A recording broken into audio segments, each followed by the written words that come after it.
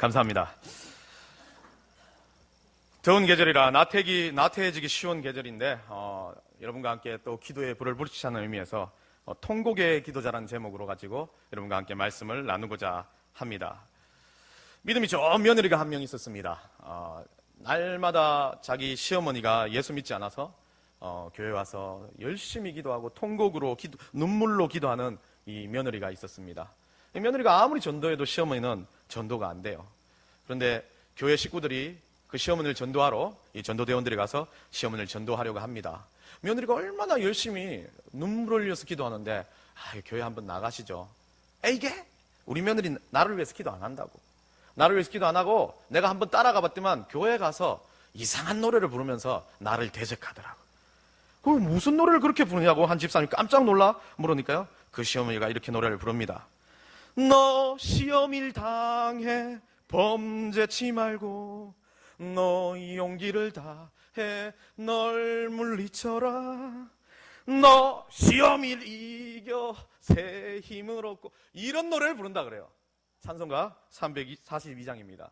너 시험일을 당했을 때, 시어머니한테 고난 당했을 때 너 시험일을 이겨라. 너 시어머니를 이겨가지고 새 힘을 얻으라. 이 며느리가 그런 노래를 부른다니까 이 할머니가 어제 교회가 가고 싶겠어요. 그래서 그 찬송가가 그게 아니라 너 시험을 당해 라는 그런 내용이라고 이야기하면 오해가 풀리고 그 며느리의 기도대로 그 시어머니가 예수를 믿었다고 합니다.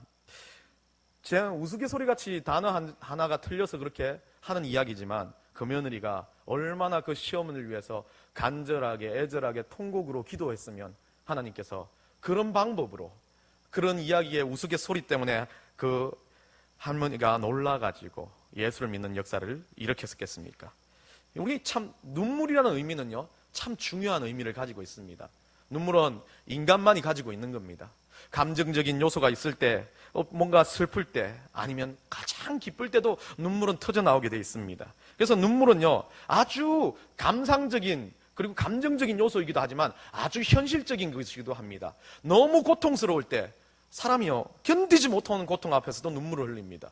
그리고 안타까워 죽겠을 때도 눈물을 흘리고요. 누군가를 바라보면서요 좀 긍휼한 마음을 품을 때도 눈물을 흘립니다. 그리고 자기 신세를 한탄할 때도 눈물을 흘리죠. 참 이 눈물이라는 것은요 인간의 요소 중에 가장 감정적인 요소지만 또 하나님이 주신 가장 고귀한 것이라는 것을 우리가 깨달아야겠습니다.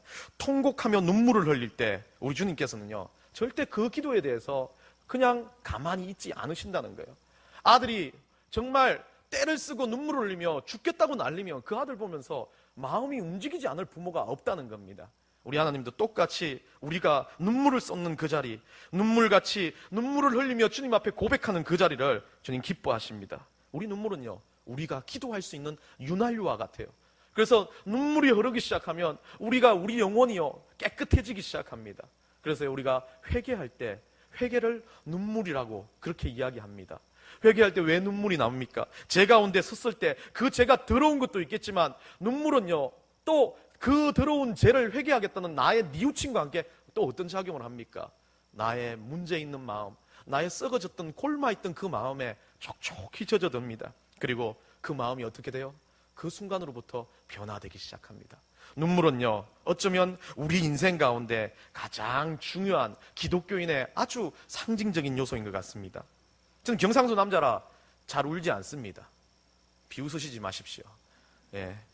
기도 인도할 때도 잘 울지 않지 않습니까? 저는 눈물을 잘 안 흘립니다. 그런데요 물론 자주 웁니다. 죄송합니다. 너무 잘 울어서 예수 믿고 나서 제 별명이 수도꼭지라고 바뀌었는데요. 예수 믿기 전에는 참 경직된 삶을 살았었어요. 뭔가 남한테 이겨야 된다. 그리고 때로는 울지 않아야 된다. 우는 것은 나약한 거다라고 배우고 자랐습니다. 저희 아버지도 그랬어요. 아버지도 울지 않더라고요. 우리 아버지는 경찰이었고 늘 언제나 딱딱한 표정으로 굳어있는 사람이었습니다. 그 아버지가 눈물을 흘리지 않았습니다. 그런데 그 아버지가 예수 믿고 나서 바보처럼 울기 시작하더라고요. 왜 울까 싶은데도 울기 시작하더라고요. 예수님을 인격적으로 만나고 예수님이 그 마음에 들어오기 시작하니까 성령님이 내 가운데 충만하게 역사하기 시작하니까 울지 않고는 배기지 못하는 게 신조 사랑하는 그리스도인이라고 말합니다. 감사해서 울고 기도하다 보니까 마음속에 어떤 부분이 죄가 생각나서 울고, 어떤 영혼을 위해서 기도하다 보니까 긍휼한 마음이 솟아나서 울고, 행복해서 울고, 기뻐서 울고, 아파서 울고, 슬퍼서 울고, 기도하는 영혼들은요 울고 또 웁니다. 예수님 믿고 나면 모두 다 수도꼭지가 되잖아요. 세상 사람들은 이해하지 못하지만 우리는요 울면서 그 울음 가운데 신앙이 한 단계 한 단계 성숙하고 자라가는 것을 깨닫게 됩니다. 하나님의 백성은요 눈물이 바르지 않는 울보 인생이 되어야 한다는 것입니다. 하나님의 백성은요 통곡하고 애곡하고 통곡한 애절한 기도의 백성이 되어야 한다는 것입니다. 울고 또 우는 울보 인생들, 어찌 보면 세상이 봤을 때 찌질한 인생들 같이 될 수 있어요. 아이고 뭐가 울게 그렇게 많다고 울어나나, 날마다 눈물에 저렇게 기도하다가 눈이 퉁퉁 부어가지고 살아가는 게 뭐가 보기 싫다라고 생각하는지 모르겠지만, 우리 하나님은요 기도하다 퉁퉁 부은 눈을 세상에서 가장 예쁜 눈이라고 말해 주십니다. 그만큼 우리 주님 앞에서 기도하며 흘리는 눈물은요 세상이 이해하지 못하고 세상이 손가락질을 한다 하더라도 하나님 입장에서는 가장 기쁨의 그런 표현이란 것을 여러분들이 기억하시기 바랍니다. 울며 불며 기도할 때입니다.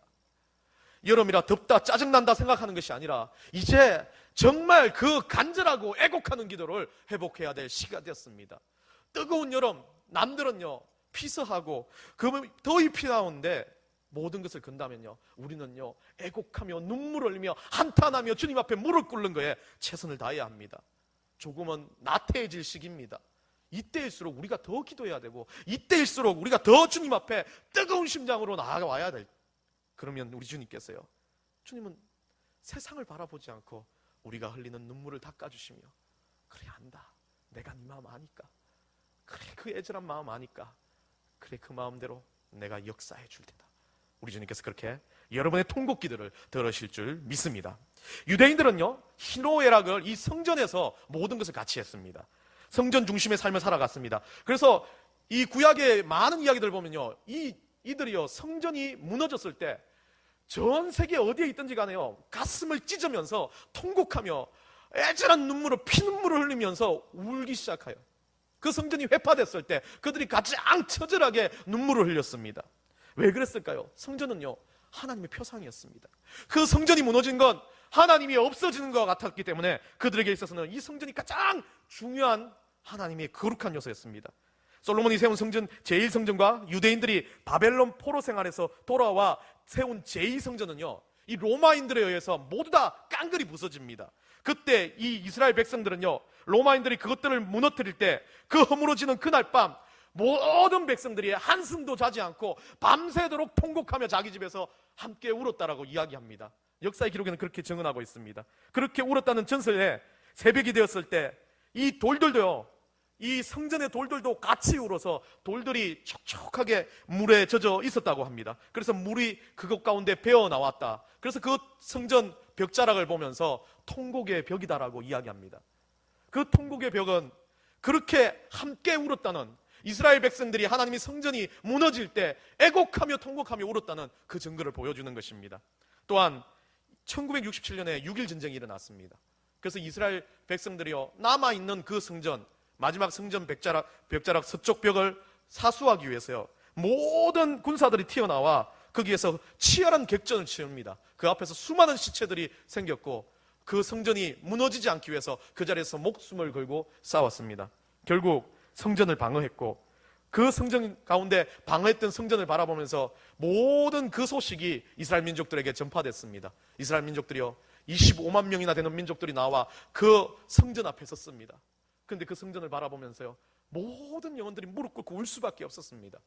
그렇게 단단했던 성전이 포탄으로 인해서 구멍이 뻥뻥 뚫려 있는 거죠. 지금 통곡의 벽이 그렇게 돼 있잖아요.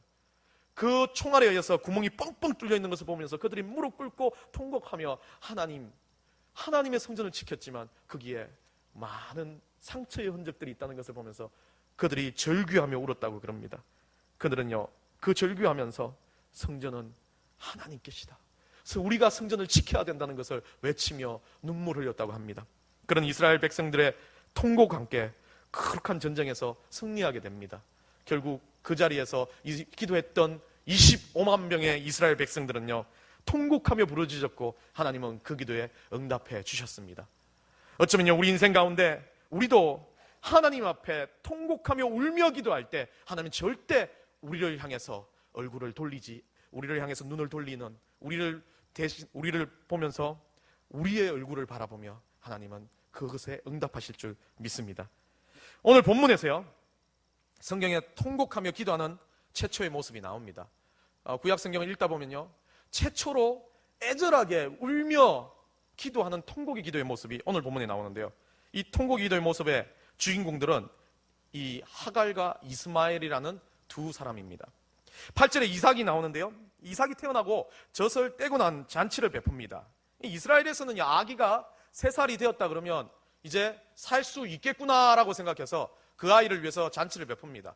이제 그 아이가 인간국시를 한다는 이야기죠.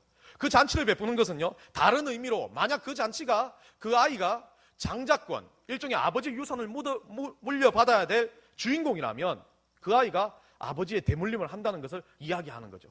그러다 보니까 그 이야기가 그렇게 잔치를 베풀고 정말 축복스러운 자리에서 이상한 일이 일어납니다. 이스마엘이라는 아이, 하갈이라는 아들, 하갈은요, 이 사라의 종이었죠. 몸종이었던 그 첫 아들이 이 이삭을 놀립니다. 3살짜리 아이를 놀린다고 성경에서 기록하고 있습니다. 3살짜리 아이를 놀리는 건 어떻게 놀리겠습니까? 결국요, 3살짜리 아이를 놀리는 것이 중요한 것이 아니라 이스마엘의 마음에 뭐가 들어갔어요? 불평과 분노와 내가 받아야 될 유업을 이놈이 받는구나라고 생각하기 시작하는 거죠. 그때부터 그에게 욕심이 들어오고 욕망이 들어와서 3살짜리 이삭이라는 그 존재가 보기 싫어지는 거죠. 그를 처절하게 그에게 비난하며 비평합니다.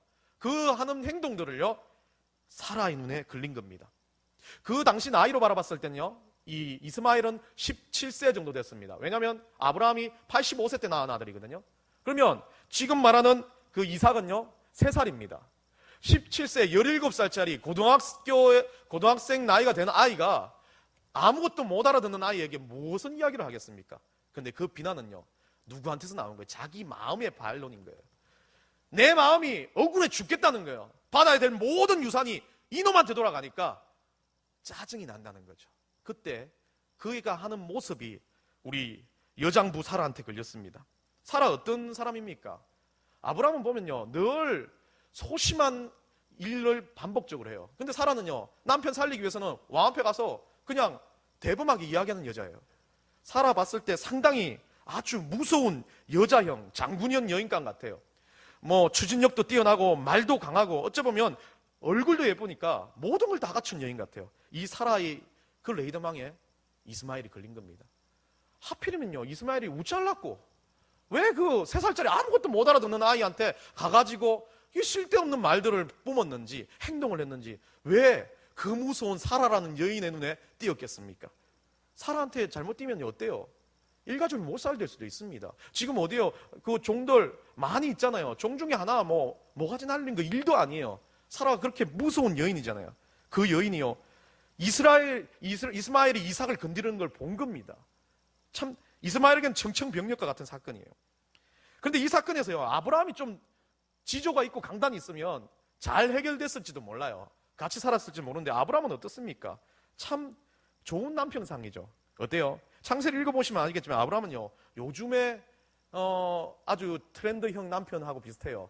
순종형 남편, 죽을래 살래 하면 살겠습니다 하는 그런 남편, 무릎 꿇고 집으로 들어가는 남편, 여보 불렀을 때 뭐라고 부르면 고개를 숙이면서 내가 잘못했어부터 말하는 남편. 참 이 아브라함의 인생을 보면 아주 소심형 남편의 모습을 보여줍니다. 요즘 젊은 세대 이 아브라함하고 비슷하다고 같아요. 이 친구들이 모였을 때, 이 회식 자리에 모였을 때 아내 전화가 오면 다들 대부분 이렇게 전화를 받을 때 조용히 고개를 숙이고 속삭이듯이 바깥으로 나갑니다. 그러면서 이야기하죠. 친구들한테 아내라고 이야기합니다. 그 아내라고 이야기하는 친구들이 한둘씩 사라집니다. 그러면서 자기들끼리요, 친구가 아내 하면서 나가면 그 모든 회식 자리에 모여 있는 사람들의 다 같이 이구동성으로 하는 말이 있습니다. 아이고 내 팔자야. 아내가 내 팔자야, 아이고 내 팔자의 줄임말이랍니다. 아이고 내 팔자야 의 줄임말이 아내를 외치면서 한 명씩 그 술자리를 떠나간다라고 그렇게 이야기하더라고요. 남편 여러분, 잘못이 아닙니다. 지금 그렇게 이렇게 애처가 공처가 되는 거 잘못 아니죠. 왜 그렇습니까? 우리 아브라함 할아버지가 벌써 이 일을 해가지고 우리는 그렇게 살아야 되는 것 같아요. 이런 어찌 보면 아브라함이 저질렀는데 우리는 그 일들에 대해서 반복적인 모습으로 살아드려야 하는 것 같아서 참 아쉽긴 하지만 그래도 나만 그런 게 아니라 아브라함 할아버지도 그랬으니까 위로가 됩니다. 그 안 그러신 남편분들은 회개하십시오. 아브라함 할아버지도 그렇게 살았는데 우리 열심히 본받아 살아야 되는 것 같습니다. 여하튼 순정형 남편인 아브라함은요, 사라의 명령에 따라서 고민을 합니다. 사라가 명령은 10절에요. 내쫓으라는 거예요. 그냥 아무런 그게 없어요. 그냥 내쫓으라는 거예요. 하갈과 이스마엘을 내쫓으라는 말인데 요즘 말로 하면 그냥 그 집에서 내보내라는 겁니다. 아무것도 가지지 않고 내보내라는 거예요. 죽으라는 소리처럼 이야기 들립니다. 소심한 아브라함은요, 이 불쌍한 아브라함은요, 몇 날 며칠 고민하며 잠을 못 잡니다. 소심해서 사라에게 또 면박을 당할까봐 사라가 잠들기 시작하면요, 잠든 거 확인하고 다락방으로 들어가서 통곡을 하며 웁니다. 하나님 어찌합니까? 내 아들 이스마엘도 내 아들인데 하나님 이 아들 어떻게 했으면 좋겠습니까? 하갈도 정신은 아니지만 내 사랑하는 아내 중에 한 명인데 하나님 어떻게 했으면 좋겠습니까? 아브라함은요 울고 또 웁니다. 그런데요, 그 아브라함을 하나님께서는 그냥 두지 않습니다. 아브라함아, 사라 말 들어라. 내가 해결하겠다라고 이야기하죠. 그 응답을 받았던 이 아브라함은요, 쾌쾌해진 눈, 아주 막 거의 다 죽어갈 것 같은 모습으로 그래도 하나님의 응답에 위로를 얻고 내려와서 그 아들 이스마엘을 이제 하갈과 함께 내어줬습니다. 그래서 그 통곡의 기도를 주님께서 들으시는 것을 알고 믿음으로 그들을 내보내면서, 그래도 아버지의 마음 한편에는요, 그들을 내보내면서 내 새끼가 죽지 않을까, 어떻게 되진 않을까 하는 그 마음에 정말 애써 울음을 감추며 내보냅니다. 그런데 이 무서운 사라 할매 아줌마는 어떻습니까? 그 아브라함이요, 그들을 내어보내는 그 모습도 제대로 보고 싶지 않겠죠. 그러니까요, 빨리 내보내라. 아브라함은 눈시울이 뜨거워지고 눈이 뜨거워서 견디지 못하는데 이 사라는요, 그냥 그것을 그냥 째려만 보고 있는 그런 상황에서 아브라함은요, 자기 아들들을 내보내고 있습니다. 근데요, 성경에서 이 기록을 보면 사라가 참 냉정하고 못돼 보이지만 사라는 상당히 현명한 여인입니다. 왜 그랬을까요? 이스마엘이 벌써 욕망이 들어갔어요. 욕구가 들어갔어요. 17살 정도 되면 이제 뭐예요? 힘이 생겼어요. 그에게 칼만 쥐어지면 어느 순간 이삭의 목을 날릴 수 있는 그런 아들이 되어 있지 않습니까? 그러니까 그가 그것에 대해서 욕망의 노예가 됐고 물질의 노예가 됐고 아버지가 줄 기업에 대한 것에 대한 욕심이 그를 사로잡았다면 그는 더 이상 두면 방치하면 안 되는 인물이 됐습니다. 너무 무서운 인물이 된 거죠. 사라 입장에 봐서는요, 그들을 내어 쫓는 것이 자기 가정을 위해서, 자기 가정의 화평을 위해서 가장 중요한 일이라는 것이에요. 그래서 그들을 내어 쫓으라는 것입니다. 그리고 그 일을 행하는 것이 가정의 평화를 깨지 않는 것으로 사라는 판단한 거죠. 그래서 단호하지만 냉정하지만 이 여인은요, 그 판단을 내리고 아브라함에게 그 판단을 진행하라고 촉구한 것입니다. 아브라함 입장에 봐서는 잘 안 될 줄 알기 때문에 사라는요, 더 강하게 이 말을 한 것이죠. 그러나 이 사라의 모습에서는요, 어찌 보면 하나님께서 이 사라의 냉정함, 사라의 그 이성적인 모습을 사용하셨기에 그 사용이 이제 뒤에 본문 이 하갈과 이스마엘이 변화의 역사, 통곡의 역사로 들어가는 일들을 만듭니다. 이렇게 하갈과 이스마엘이 쫓겨났어요. 쫓겨났는데 아마도 남쪽으로 가서 애굽으로 가려고 했는지 모릅니다. 그들이 사는 그 곳에서 남쪽으로 이동하다가 브엘세바라는 곳에서요, 이들이 헤매기 시작해요. 브엘세바라는 곳은 멀지 않은 곳인데 이들이 말을 타고 갔는데, 그 낙타를 타고 갔는지 말을 타고 갔는지 갔는데 이들이 헤맸다는 이유는요, 조금 의아스러운 내용입니다. 왜 헤맸을까요? 얼마 가지 않아서 그 사막 가운데 헤맸던 것은요, 제가 봤을 때는요, 이 하갈이 어떤 심정이에요? 지금까지 몇십 년 이상 자기는 사라의 몸종으로 얼마나 사라한테 최선을 다해서 그렇게 자기가 봉사를 했습니까? 근데 사라도 좋아했고요. 그래서 사라가 자기를 아브라함한테 잠자리에 집어넣어 줄 정도로 자기를 신뢰했던 그 여인이었습니다. 그 여인이 자기 아들이 태어나자 자기 아들을 핍박하고 자기를 핍박하는 것이 이 여인에는요, 정말 아주 큰 상처로 자리 잡기 시작합니다. 그 상처가요, 이제는 쫓겨나기 시작하면서 치밀어 오르는 분노로 표출이 됩니다. 그러니까요, 견딜 수가 없는 거예요. 사라 생각하면요, 찢어 죽이고 싶은 거예요. 그 여인, 나에게 있어서는 이제 원수 이상 가는 정말 그 여인과 하늘을 같이 두고 살지 못할 정도로 그 마음에 분노와 짜증과 불평과 불만이 솟아나기 시작하죠. 그러니까 자기가 길을 헤매고 있는 것도 몰라요. 분노가 치밀어 오르니까, 짜증이 나니까, 어떤 상황에서 견디지 못하는 억울함이 자기 가운데 치밀어 오르니까 그 여인은요, 그때부터 정말 이성을 상실하고 자기가 가야 될 방향을 상실해 버리는 거죠. 그 분노로 방향을 상실하고 길을 잃어버린 가운데 이제 물이 다 떨어지고 나서 죽음 앞에 서니까, 더 이상 먹을 물이 없으니까 이 여인이 그 분노에 상실했던 이성이 다시 한번 깨어나기 시작합니다. 이제 죽겠구나라는 거죠. 물이 없으니까요. 그러나 이제 이 여인은요, 물이 없고 지치고 탈진하기 시작하니까 분노를 내뱉을 여유도 없어집니다. 죽음 앞에 서니까요, 점점 죽음의 극한의 공포가 몰려오기 시작하니까 더 이상은 분노도 아니라 머릿속에 어떤 다른 생각도 들지 않아요. 살고 싶다는 생각이 드는 거죠. 살고 싶다는 생각의 가운데 어떤 생각이 있어요? 내 아들 이스마엘.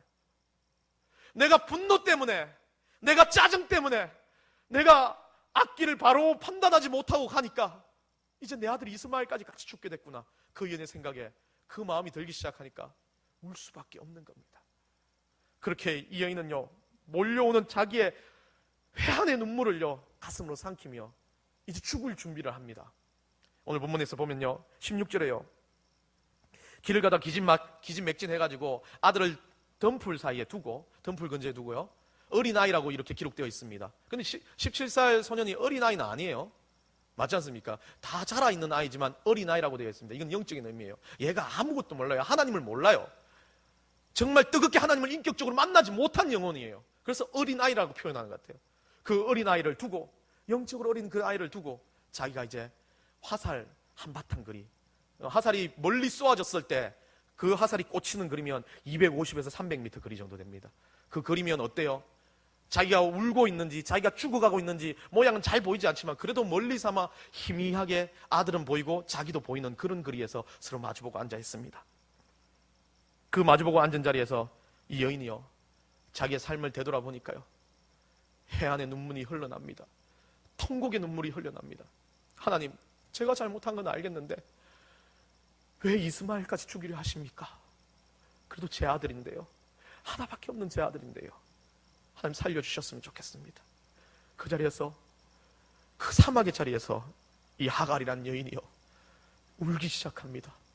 사막을 쩡쩡 울릴 정도로 마지막 자기가 가지고 있는 최상의 힘을 뿜어서 절규하기 시작합니다. 하나님 살려주세요. 이스마엘은 살아야 됩니다. 나를 죽이고 나를 찢기시라도 이스마엘 살려주셔야 됩니다. 그렇게 통곡을 하고 우는데 엄마의 울음소리가 300m 사이에서, 엄마의 애절하게 우는 소리가 17살짜리 이스마엘에게 들려옵니다. 이스마엘이 어땠겠어요? 죽음 앞에서 엄마가 자기를 보지 않고 멀리서 우는 소리가, 이스마엘을 살려주세요 하나님이라고 외치는 그 소리가 들려지기 시작할 때 이스마엘도요, 견디지 못합니다. 하나님, 제가 잘못했습니다. 우리 엄마가 무슨 잘못이 있습니까? 우리 엄마 아무 잘못 없는데 나 때문에, 내가 욕망이 들어와서, 내가 욕심이 들어와서, 내가 더러운 죄가 들어와서, 내가 그거 갖고 싶어서 그 이삭을 내가 죽이려고 하는 마음까지 들었던 내 자신이 때문에 우리 엄마까지 죽이시렸겠습니까? 둘은요, 고개를 쳐박고 몇 번 죽었다 깨어난 것처럼 그 자리에 졸도하며 또 통곡하여 울고, 졸도하며 통곡하여 웁니다. 아들은 엄마를 위해서 울고, 자기 죄 때문에 가슴을 치며 울고, 엄마는 그 아들을 바라보면서 그 아들을 살리지 못한다는 엄마의 마음에 울고, 살아를 원망했던 마음에 울고, 자기가 과거에 종으로 살았던 그 좋았던 환경 가운데 불평, 불만으로 살았던 자기의 삶을 처절하게 회개하며 울기 시작합니다. 그 통곡의 소리가요, 그 사막 가운데 울리기 시작하면서 점점 퍼져 우리 하나님의 기점까지 때리기 시작합니다. 하나님이 그 소리를 들으시죠. 하나님이 그 소리를 듣고 하나님께서 이렇게 명령하십니다. 19절요, 하나님이 하갈의 눈을 밝히셨으므로 샘물을 보고 가서 가죽 부대에 물을 채우다가 그 아이에게 마시게 하였더라. 그 어린아이와 그 애절한 어미의 통곡 기도 소리가 우리 하나님이 귀에 들렸고, 하나님은요, 그때 그들에게 살 길을 보여주셨습니다. 생명의 길을 그들에게 보여주셨습니다. 이전까지 분노에 치밀어서 아무것도 보지 못하고 짜증이 나서 삶에 회의가 들고 내가 왜 이 일을 당해야 될지 억울할 때는 보이지 않았던 그 살아야 될 생명의 길이, 샘물이 보이지 않았던 그 길이 하나님께서 이들에게 통곡의 눈물로 눈이 적셔지고 마음이 적셔지고 모든 것이 깨어질 때 그 샘물, 생명수가 보이기 시작한다는 것입니다. 여러분, 통곡의 기도는요, 주님을 인격적으로 만나는 자리입니다. 통곡의 기도는요, 내 모든 것을 버리고 주님 앞에 내 인생을 다 걸고 우리의 주님을 만나고자 하는 그 처절한 죽음 앞에 선 자세로 주님 앞에 기도하는 자세입니다. 그때 하나님은요, 우리를 그냥 두지 않으십니다. 우리에게 기적과 같은 살 길을 예비하신다는 겁니다. 내가 분노에 찼을 때, 짜증에 덮여 있었을 때, 내가 어떤 것에 대해서 비판을 했을 때는 보이지 않았던 내 눈에 하나님은 통곡하며 애절하며 눈물을 흘리며 기도했을 때 그 길이 보일 수 있도록 나의 눈을 바꿔주신다는 겁니다. 이처럼요, 통곡의 기도는요, 극단적인 상황에서 터져 나옵니다. 절망의 끝자락에서 우리 주님이요, 우리 손을 놓지 않고 붙드십니다. 모든 것을 포기하고 내려놓을 때, 이 통곡의 기도가 터져 나올 때 우리 주님은 절대 우리를 버리지 않으십니다. 이 통곡의 기도는요, 자신의 추악한 제약을 직면했을 때, 정말 힘들어서 좌절과 아픔으로 실패 가운데 포기하고 싶어서 내려놓고 싶어서 주님 앞에 목 놓아 부르짖을 때, 그때 우리 주님이 우리의 손을 잡아주시며 이 통곡의 기도를 들어주십니다. 이 통곡 기도는 어떻게 해야 될까요? 그냥 어슬렁어슬렁 하는 거 아닙니다. 그냥 주문해오듯이 기도하는 거 아닙니다. 죽음의 문턱 앞에서 하는 기도기에 모든 것을 내어놓고 주님 앞에 기도하는 겁니다. 내가 가지고 있는 내 모든 진을 꺼내서 주님 앞에 고백하는 겁니다. 매일 우리는 이런 주님 앞에 통곡하는 기도자가 되어야 됩니다. 여러분, 돼지 멱 따는 장면 보셨습니까? 저는 이제 어릴 때 외갓집에 갔다가 이 돼지 멱 따는 장면을 봤습니다. 근데 그때 돼지 멱을 따는 이 돼지가 아주 큰 늙은 돼지였어요.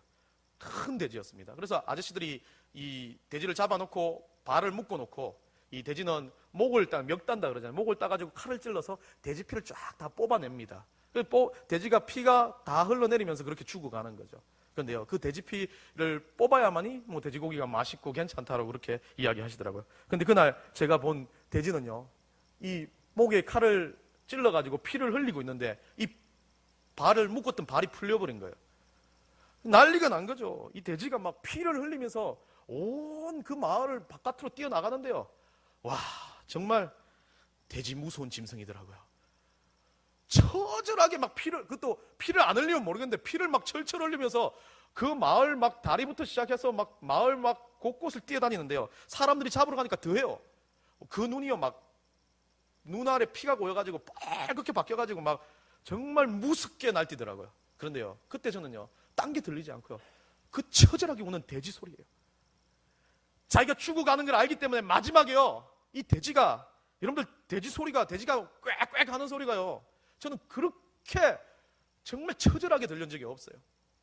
돼지가 우는 소리가요, 마을을 돌면서 쩌렁쩌렁 울리는데요, 막 꽥 하는 소리를 막 내는데 그 소리가 아직도 제 머리에 박혀 있습니다. 우리가 통곡기도 하는 소리는요, 이 돼지의 울음소리와 똑같아요. 마지막에 정말 처절하게 울부짖는, 피를 철철 흘리면서 울부짖었던 돼지의 울음소리보다 우리는 더 처절하게 주님 앞에 통곡하며 기도해야 된다는 겁니다. 그 소리는 죽음 앞에 외치는 짐승의 마지막 울부짖음이었지만 우리는요, 우리 영혼이 죽어가는 자리 앞에서 외치는 울부짖음으로 주님 앞에 기도해야 됩니다. 우리가 하는 통곡 기도도 이처럼요, 하나님 앞에 처절하게 울부짖는 울부짖음이 되어야 합니다. 그래서 저는 개인적으로요, 통곡의 기도는요, 생존 본능의 기도라고 그렇게 칭하고 싶습니다. 처절한 회개 기도이며 생존하기 위해서 사투하는 기도이며, 또한 이 기도를 통해서 삶의 고통의 언저리에서 그 아픔과 죽음을 넘어서는 회복의 기도라고 저는 봅니다. 이 기도가 있을 때, 이 통곡하는 기도가 있을 때 우리의 인생은요, 가장 주님이 원하시는 가장 높은 클라이막스, 가장 높은 절정의 자리에 올라가서 그 기도가 끝나는 그 순간 주님께서 기적의 역사를 베푸실 때 우리는요, 하나님의 은혜를 충만하게 맛보는 겁니다. 우리라는 존재, 제 가운데 있는 존재, 정말 이 세상 가운데 발버둥치며 살아가는 우리의 이 존재를 놓고 정말 주님이 원하시는 기도하는 자리에서 매 순간 발버둥치며 처절하게 기도해야 됩니다. 그때마다 그 처절한 투쟁을 가운데 우리 주님께서는요, 살 길을 예비하십니다. 하나님의 은혜를 예비해 주시고 정말 필요한 것들을 정말 주님이 주시는 까마귀의 역사로 역사해 주십니다. 이 통곡의 기도가 어떤 결과를 낳을까요? 첫 번째는요, 모든 환경은 변하지 않고 그대로 있는데요, 그 환경을 보는 눈이 바뀝니다. 통곡하며 기도하다 보면요, 눈물이 앞을 가려서 아무것도 보지 못해요. 그러나 그 눈물이 내 눈을 계속해서 적시면서 내 눈이 깎여지기 시작해요. 근데 보이지 않는 것이 보이기 시작해요. 내 눈에서요, 지금까지 바라보지 못한 그 환경이 보이기 시작해요. 어떤 환경이 바뀌지도 않았어요. 돈 없고 힘 없고 빽 없고 문제 가운데 있는 것은 똑같지만 그 환경을 바라보는 내 눈이 바뀌어버리니까 뭐가 보이기 시작합니까? 내가 살맛 나는 세상을 사는구나. 내가 그래도 하나님께서 은혜 주셔가지고 내가 살 수 있구나라는 그 바뀐 눈, 하나님께서 주시는 은혜의 눈이 생겨지는 겁니다. 모든 것을 향해서 고래고래 소리 지르고 정말 그 환경 가운데서 주님, 내가 견디지 못해서 울부짖었던 기도가 사라지고 난 다음에 주님은요, 나의 눈 가운데 행복할 수 있고 나의 눈 가운데 기쁠 수 있고, 정말 주님께서 이 환경을 나에게 너무나 나를 위해서 허락하셨구나라는 그 은혜의 눈빛이, 그 은혜의 눈이 나에게서 생겨난다는 것입니다. 여러분을 지독히 괴롭히고 여러분을 힘들게 하고 어려운 문제들이 있습니까? 통곡해서 기도하십시오. 그러면요, 그 문제 바뀌지 않아요. 그대로 있어요. 돈 없어요. 정말 힘도 없어요. 뭔가 일은 안 되는 건 똑같을 수 있어요. 그런데 그것을 바라보는 여러분 눈이 바뀐다면 그것은 벌써 되고 안 되고의 문제를 떠나버린 겁니다. 두 번째는요, 이 두 번째 기도 응답은 그것은 그냥 응답해주는 단순한 사건으로 끝나는 게 아니라 응답을 넘어서는 결과가 나온다는 거죠. 우리는요, 기도할 때 무언가 바래요. 애절하게 기도하지만 하나님 이것만 해결해 주세요라고 바라기 시작합니다. 근데 통곡하는 기도자는요, 하나님 이것만 해주세요라고 그렇게 처절하게 울며 기도했는데 어느 순간 그거의 해결이 아니에요. 응답은요, 벌써 그것은 되든 안 되든 주님께서 해주시든 안 해주시든 아무 상관없습니다. 주님, 그냥 그거 제가 기도한 것으로 됐습니다. 그거 안 돼도 주님 저 살 수 있다는 거 깨달았습니다. 그거예요. 넘어서 버리는 거예요. 주님께서 그것을 응답하지 않으셔도 상관없습니다. 저는 주님만으로 만족하니까요. 내가 살아있는 것으로 만족하고 주님을 위해서 사는 것만으로 만족하고 내가 이렇게 울며 불며 기도할 때 들으시는 주님만 있는 것으로 만족합니다. 그렇게 바뀌어져 버리는 거예요. 더 이상 무언가 주세요, 받겠습니다, 허락해 주세요, 변화시켜 주세요, 의미 없는 기도가 되어버리는 거예요. 그냥 주님으로 됐습니다. 주님이 그거 나를 통해서 하시든 안 하든 아무 상관없습니다. 그냥 주님을 위해서 저는 그렇게 살아드리겠습니다. 마지막으로 세 번째는요, 그 눈물로 씻겨진 눈으로 단순하게 그냥 그렇게 끝나는 것이 아니라 희망과 비전을 보게 됩니다. 단순하게 그냥 주님께서 허락하셨군요, 감사합니다로 받는 거, 주변 환경을 바라보는 눈, 그것으로 끝나는 것이 아니라 이제 주님, 제가 죽기까지 주를 위해서 살아가겠다는 목표가 생겨지거든요. 내가 저 천국을 소망하면서 오늘도 내 인생을 가지고 처절하게 주님 앞에서 복종시키며 살아가겠습니다라는 분명한 목표가 생긴다는 거죠. 그게 비전입니다. 다른 어떤 것이 비전이 아닙니다. 주를 위해서 내가 오늘도 통곡하고 애절하며 기도할 때 주님, 내가 주님의 방향으로, 천국의 방향으로, 하나님의 그 사역의 방향으로, 하나님의 그 역사의 방향으로 나아가겠습니다라는 그 결단이 우리에게 생겨지는 거죠. 여러분 어떻습니까? 우리는요, 이 더운 여름 정말 주님이 원하시는 기도, 주님이 원하시는 이 통곡의 기도를 포기하지 말아야 됩니다. 남들은요, 더워서 짜증나고 분노할 때 우리는 그 짜증과 분노를 넘어서며 주님 앞에 애절하게 통곡하는 기도자로 서야 합니다. 기도의 자리요, 새벽기도, 금요기도, 여러분의 자리를 지키십시오. 여러분 자리를 지키고 있을 때 주님은 여러분에게 열린 눈과 비전에 대한 은혜의 역사를 허락하십니다. 문제들 바라보지 마시고 그 기도의 자리에서 꾸준하고 뜨겁고 간절하게 목숨을 걸고 주님 앞에 기도해 보십시오. 변화의 역사는 일어납니다. 기적의 역사는 일어납니다. 하갈에게 허락하셨던 그 생수의 강을 보여주시며 아무도 바라보지 못했던 그 오아시스를 발견할 수 있는, 영적인 거룩한 오아시스를 발견할 수 있는 그 은혜를 우리 주님께서 허락하실 줄 믿습니다. 그때요, 주님, 나로 이 일들을 역사하시지 않고 우리 안디옥 교회를 통해서, 우리 한국 땅을 통해서, 우리 모든 세계를 통해서 그 일들을 이루어 가실 거라는 그 소망의 빛이, 그 희망의 비전들이 여러분의 기도의 고백 속에서 터져 나올 것입니다. 여러분 개인을 위해서 울부짖으십시오. 병들어 죽지 않고 정말 주님 주님 앞에 예배할 수 있는 심령이 되게 해달라고 울부짖으십시오. 여러분 믿지 않는 식구들, 가정들, 그리고 여러분의 모든 친지들 놓고 기도하십시오. 그리고 여러분의 안디옥 교회를 위해서 눈물 흘리고 뼈저리게 기도하십시오. 30년 하나님의 역사를 위해서 지금까지 인도하셨다면 앞으로의 30년 가운데 하나님 풍성하게 은혜롭게, 정말 이곳 가운데서는 하나님의 은혜 없이는 견디지 못하는 정말 불과 같은 영혼들, 거인과 같은 다음 세대들이 나타나게 해달라고 기도하십시오. 그리고 국가와 세계를 위해서 여러분들의 통곡하는 심령을 가지고 기도하셔야 될 때입니다. 가장 더운 8월의 첫 주입니다. 중심에 서 있습니다. 우리 이 더위를 우리가 이길 수 있는 길은 통곡하며 기도하는 것밖에 없습니다. 기도의 자리 놓치지 마시고 기도의 모든 자리에서 여러분들이 주님 앞에 간절한 심령으로 기도하실 때 여러분들을 통해서 우리 하나님의 거룩한 역사를 인도하시고 만져가시고 기적으로 창출해 주실 줄 믿습니다. 우리 안디옥교회 모든 성도들이 그런 통곡의 기도자가 되시기를 간절히 축원합니다. 기도하겠습니다. 하나님 감사합니다. 우리 인생의 주인 되어 주셨고 부족한 우리들 가운데 가야 될 방향과 목표를 보여주신 주님, 그 주님 앞에 설 때마다 주님, 우리가 애절한 심정으로 통곡하는 심정으로 서기 원합니다. 한 아들을 위해서, 자기 어미를 위해서 자기 자신을 돌아보며 주님을 인격적으로 만났던 이스마엘과 하갈의 통곡 기도처럼 우리도 문제 있고 아프고 슬픈 그 현실 가운데서 우리 주님을 만나기 원합니다. 우리 주님을 대면해서 주님 앞에 눈물을 흘리며 기도하며 통곡하며 기도하는 우리 안디옥교회 모든 성도들이 될 수 있도록 주님 은혜 주시고 모든 일들 가운데 하나님의 영광으로 덧입혀 주시옵소서. 그래서 기도를 막고 기도의 모든 것들을 멈추게 하는 사단의 모든 것들은 우리 예수님의 권능으로 막아주시고 기도할 수 있게끔 마음을 열고 장을 열고 장소를 열고 모든 환경을 주님께서 열어주실 줄 믿습니다. 감사드립니다. 예수님의 이름으로 기도드립니다. 아멘. 찬송가 365장 찬송합니다.